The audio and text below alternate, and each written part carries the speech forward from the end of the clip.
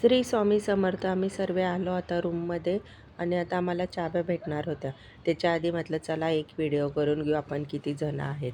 आम्ही होते बरेचसे होते, भरपूर जण होते, म्हणजे 30-40 जण तरी होते. बाकीचे कुठे बसलेले होते, बाकीचे त्या रूममध्ये दुसऱ्या रूममध्ये शिफ्ट झालेले होते आणि आम्ही इथं बसलेले होते. कारण की आम्ही आता चहा वगैरे बाहेरूनच नाश्ता करून आलो. पहिल्या व्हिडिओमध्ये मी तुम्हाला सांगितलंच की मी रूमची पण व्हिडिओ दाखवणार आहे असं. मग आता इथं रूममध्ये आले आणि बाकीचे थोडे जण इथं बसलेले होते. कारण की थंडी होती, थंडीचे दिवस होते आणि व्हिडिओ टाकायला मला थोडं लेट झालेलं. आणि आता आम्हाला रूमची चावी भेटली, तर आता आम्ही रूममध्ये जाणार. आता ही रूम आहे आमची आणि 4 जणी थांबणार होतो एका रूममध्ये आम्ही.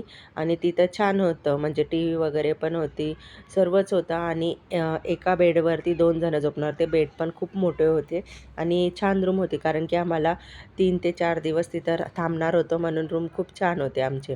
आणि त्याच्यानंतर मग आम्ही ना काय केलेलं, सर्व कपडे वगैरे चेंज केले आणि आता आम्हाला नदीवर जायचं होतं. तिथं अंघोळ वगैरे करायची होती आणि दिवे घेतले आम्ही, असं दिवा वगैरे घेतला तिथूनच आणि ते ना असे सोडायचे होते आम्हाला. मग आम्ही तिथंच अंघोळ केली आणि कपडे वगैरे पण चेंज तिथंच केले आणि दिवे लावले आणि ते सोडले आणि दिवे असे छानपैकी जात होते आमचे सर्वांचे दिवे. त्याच्यानंतर परत रूमवरती गेलो. रूमवरती आम्ही कपडे वगैरे चेंज केले, साडी वगैरे घातली आणि आम्हाला मंदिरात जायचं होतं. कारण की ना दुसऱ्या दिवशी ना गुरुमाऊलींचा कार्यक्रम होता. त्याच्या 1 दिवस आधीच आम्ही गेलेलो होतो. कारण की आम्हाला उज्जैनचं सर्व बघायचं होतं. छोटे छोटे देवस्थान वगैरे होते, मोठे छोटे सर्व बघायचे होते.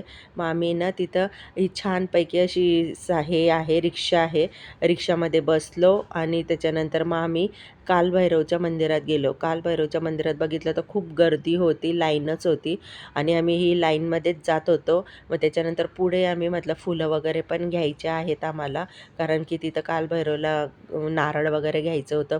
मग मी पण फुलांचं आणि नारळ घेतले त्यांना कालभैरवसाठी आणि परत लाईनीमध्ये लागलो. लाईन तर खूप होती, 2 ते 3 लाईनी होत्या अशा खूप.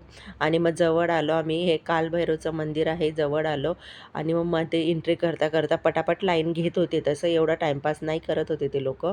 पटकन लाईनमध्ये गेलो आणि पटकन वरती चढलो, तर मग छानपैकी मस्त मंदिर होतं आणि मध्ये पण शिरलो आम्ही. मग शिरलो पण मग ते व्हिडिओ घेऊ देत नव्हते. पण गर्दीमुळे मग मी थोडीफार इकडची तिकडची थोडी शूट केली, कारण की गर्दीच खूप होती. मोबाईल पण पकडू शकत नव्हते, एवढी गर्दी होती. आणि मग नंतर इथं पण बायकांनी दिवे वगैरे लावलेले होते. वरती चढता चढता म्हटलं चला आता कालभैरवचं दर्शन होतं का नाही. पण घेतलं कालभैरवचं पण व्हिडिओ वगैरे घेतली, कारण की तिथं आतमध्ये मंदिरात आहे ना फोटो काढू देत नाही, व्हिडिओ पण नाही काढू देत, लगेच मोबाईल घेऊन घेतात. मग मी थोडी गुच्चाप घेतली व्हिडिओ आणि छानपैकी पायऱ्यांनी वरती चढली हळूहळू एक साईडला. कारण की आमच्यासोबत जे बायका वगैरे सर्व होते ते सर्व आम्ही इकडच्या तिकडे झालेले होते. मग मी तर एकटीच होती, कारण की ना माझ्यासोबत होते पण आम्ही ते गर्दीमुळे सर्व लांब लांब गेलेले. आणि ही बघितली खूप गर्दी होती, कारण की एकमेकांना सर्व ढकलत होते, खूप लाईन होती. म्हणून त्याच्यामुळे मला तर कालभैरवचं दर्शन घ्यायचं होतं. आली मी जवळ मंदिरामध्ये कालभैरवच्या आणि ना म्हटलं बघू आता कालभैरवचं दर्शन होतं का नाही, आपल्याला दिसतात का नाही कालभैरव. पण कालभैरवचं दर्शन खूप छान झालं आणि कालभैरव पण खूप भारी दिसले. आणि पुढची व्हिडिओ मी तुम्हाला तशी दाखवणारच आहे. बाय.